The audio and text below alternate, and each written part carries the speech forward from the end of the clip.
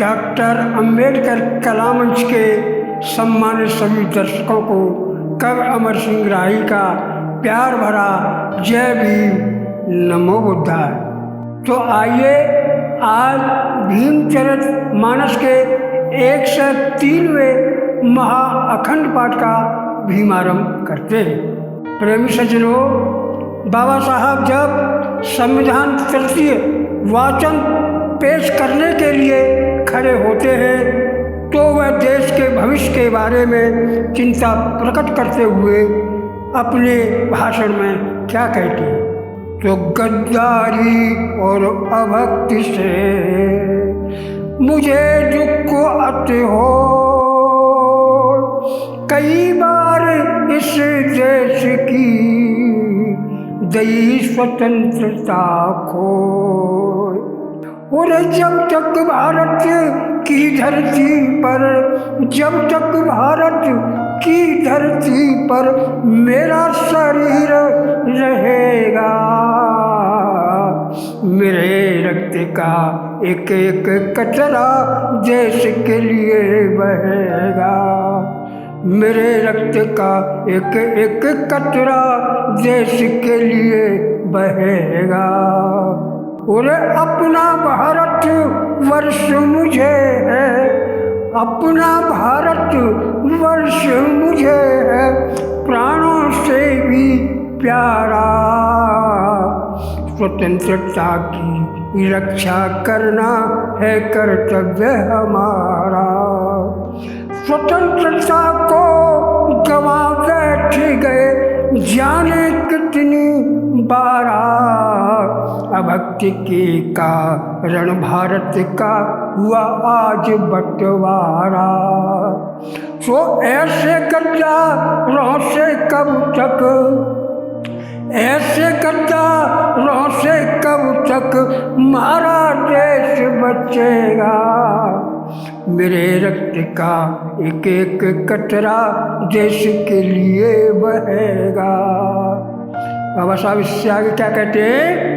भारत की सेवा में जिसने अर्पित कर दिए प्राण, उनके प्रति श्रद्धा करने से नहीं होता नुकसान।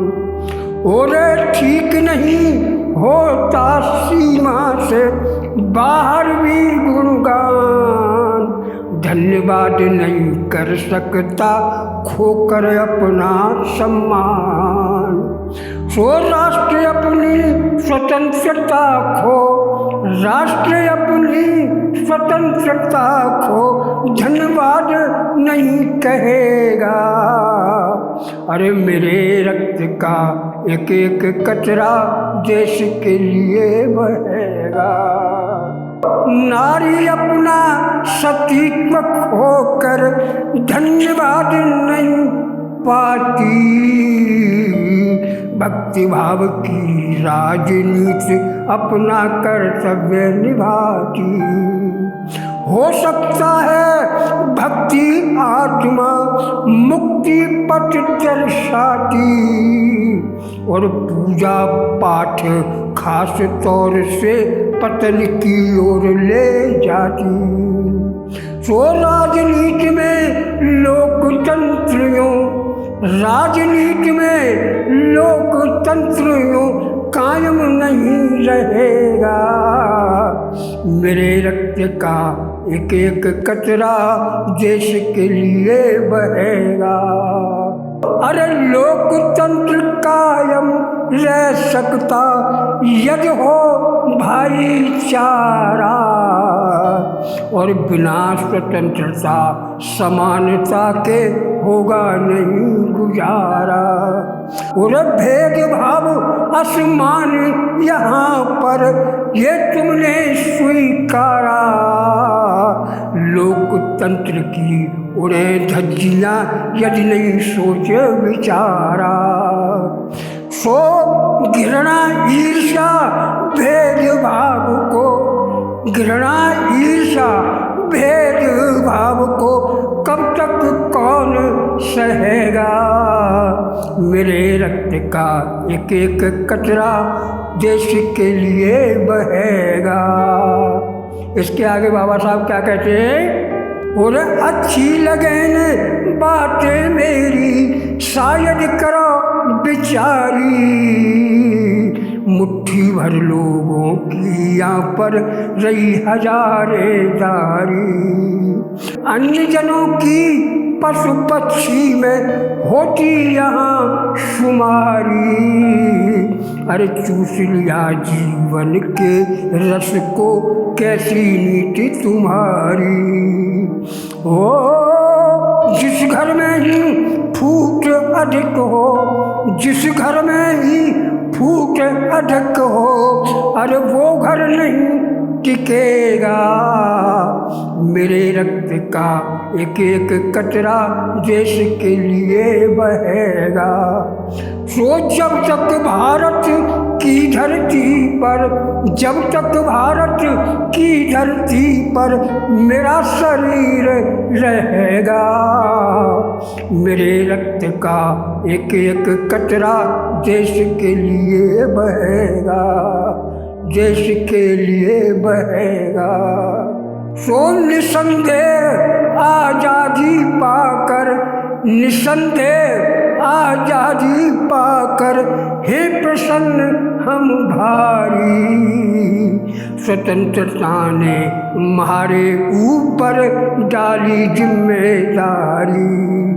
स्थिति अगर बिगड़ती है दोषी सरकार हमारी, इस कारण से देश पालन के होंगे खुद अधिकारी।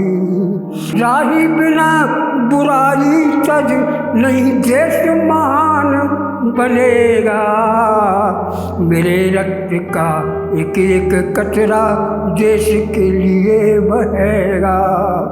और जब तक भारत की धरती पर, जब तक भारत की धरती पर मेरा शरीर रहेगा, मेरे रक्त का एक एक कतरा देश के लिए बहेगा। प्रेमी सज्जनों, बाबा साहब द्वारा हिंदू कोड बिल को हाथ लगाना था कि समस्त रूढ़वादी जगत बौखला उठा तथा यह कहा जाने लगा कि हिंदू कोड बिल परंपराओं और रीतियों का सर्वनाश कर देगा। इससे हिंदू समाज कलह का शिकार होकर नष्ट भ्रष्ट हो जाएगा। पंडित जवाहरलाल नेहरू इस बिल को पास कराने के पक्ष में थे। हिंदू कोड बिल ने सारे देश में तहलका मचा दिया।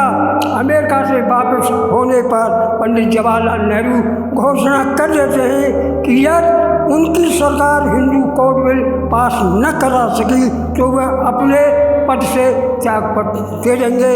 हिंदू कोड बिल का सख्ती से विरोध किया जाता है और संसद में बिल पर बहस प्रारंभ हो जाती है। सरदार पटेल क्या कहते हैं, हिंदू कोड बिल सदन से अगर हो गया पार तो इस हिंदू धर्म का हो जाए सत्यानाश।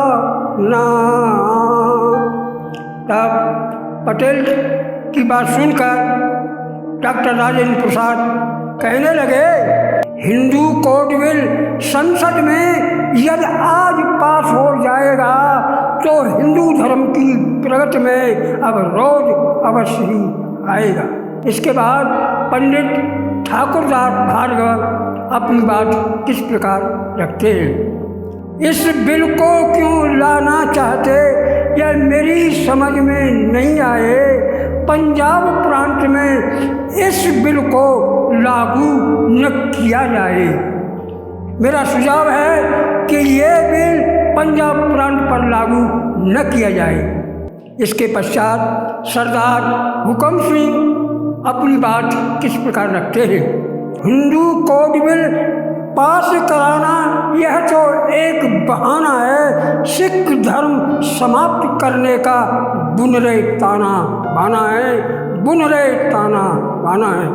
यह तो हिंदुओं द्वारा सिखों को हड़प करने का एक बहाना है। तो इसके बाद चोइथराम गिड़वाणी अपनी बात किस प्रकार रखते हैं कि यदि चाहो पास कराना बिल, यदि चाहो पास कराना बिल तो लीजिए राय शुमारी है, जनता से नहीं कुछ पूछा गया और बहस कर दी जारी है। तब अम्बेडकर कहने लगे हिंदू संहिता होएगी, देश में एक समान सिक्कों पर भी होएगा लागू यही विधान। बाबा साहब की बात सुनकर डॉक्टर राजेंद्र प्रसाद कहने लगे अधिकांश लोगों के मुझ पर नेहरू जी यही सुझाव आए, शादी तलाक वाले हिस्से पर पहले विचार किया जाए। तब नेहरू जी कहने लगे कि शादी तलाक पर हो विचार, शादी तलाक पर हो विचार, यदि यही आपकी है इच्छा तो प्रथम भाग पर ही पहले फिलहाल करा लीजिए चर्चा। यदि आपकी ऐसी इच्छा है तो प्रथम भाग पर ही विचार कराया जाए।